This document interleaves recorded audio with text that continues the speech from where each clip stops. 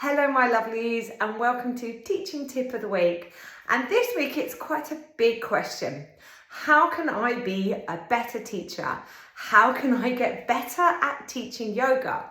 Now, first of all, if you've ever asked yourself those questions, just celebrate that for a moment, because as yoga teachers, I'm sure we all at some point think about how we could master or improve our mastery of the art of teaching yoga, because we care, because we want to be the best teacher we possibly can for our students, and that is a good thing. I'm going to come up now with one of the things I say all the time to those that I work with, one of my favorite mantras. Movement is movement, yoga is yoga, and teaching is teaching. Teaching is an art, whatever it is that you are teaching. Prior to my life as a yoga teacher, I spent 12 years as a secondary school music teacher. In that time, I also trained music teachers.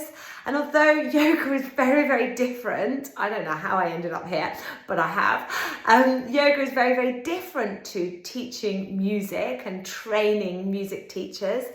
The essence or the art of teaching is very similar. Teaching is teaching. It's a practice.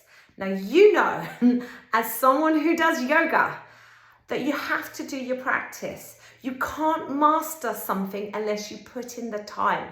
So the first thing that's going to improve your teaching is get out and teach. And one of the things we will do, particularly newly qualified teachers, is wait until we feel ready. Just get out and teach.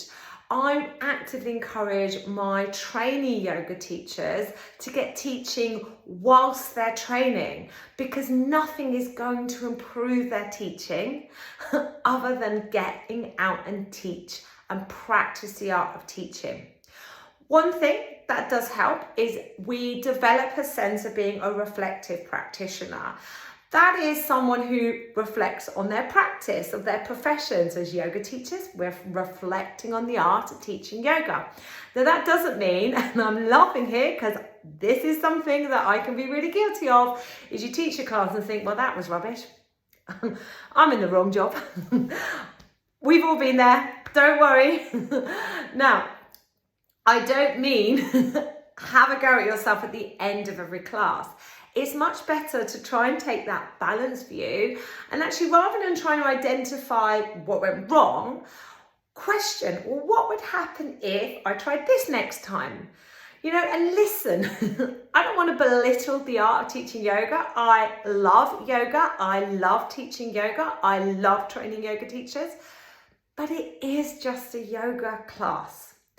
One thing that can really, really, really help to remove some of the pressure that we may put on ourselves to be this amazing teacher is turning the spotlight from us, it being all about us and this, pressure to be this amazing yoga teacher, and turn the spotlight to your students. Your yoga classes aren't just about yoga, by the way.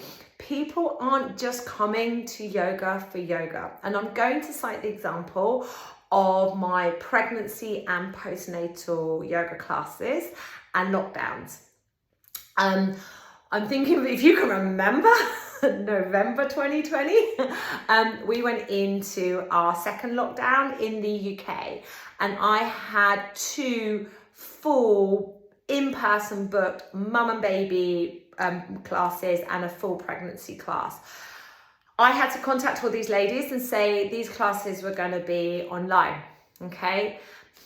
Possibly a fourth, or if not less than that, came to me online.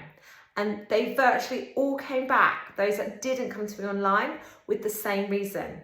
We were coming to meet other people. Your yoga classes create community and connection. So it is absolutely right as a yoga teacher that we ask, how can I be a better teacher?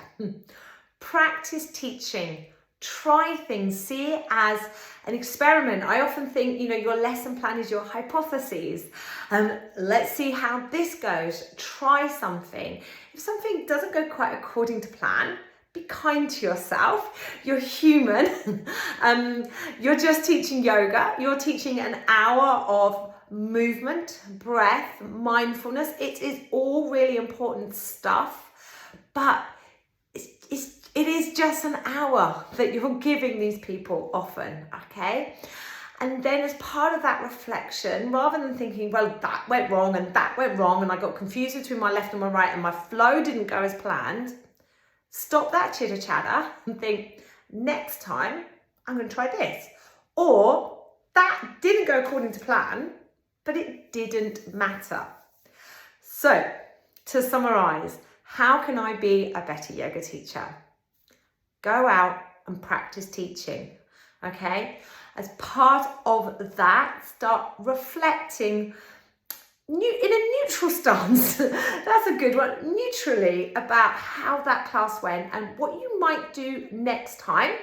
What worked really well and you're just going to do again, okay? And be kind to yourself. You're a human. So if you'd like to read more about how to be a better yoga teacher, you could head over to amyyoga.com and over to my blog. My latest blog is How to Be a Better Yoga Teacher. You've guessed it, teach. And if you're like, I like the idea of creating community for mums and mums-to-be, again, hop over to Amy Yoga and look at my pre and postnatal yoga teacher training course. It's online. You can start today and you can start creating communities for mums and mums-to-be, which is immensely powerful. Anyway, my lovelies, I will see you next week with our teaching tip of the week.